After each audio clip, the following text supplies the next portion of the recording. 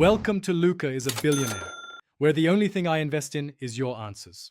You begin by taking immediate action. Tap the airplane icon in Quick Settings to switch on flight mode. This cuts cellular transmitters to comply with regulations, so your device stops sending signals. Once done, inspect the Wi-Fi and Bluetooth toggles. Make sure they remain off if you need full radio silence, or leave them available for later.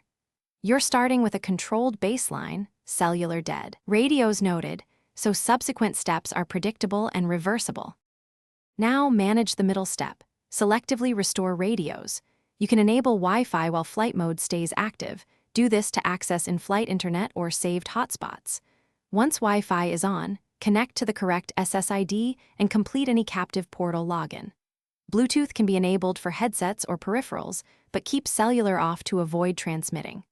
This separation explains why flight mode is practical.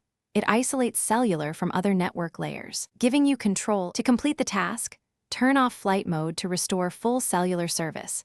Wait for signal bars and your carrier name to reappear before using data-heavy apps. If something still seems wrong, toggle Wi-Fi off and on, or restart the specific app to refresh credentials. As a key troubleshooting tip, reboot the device or toggle flight mode twice.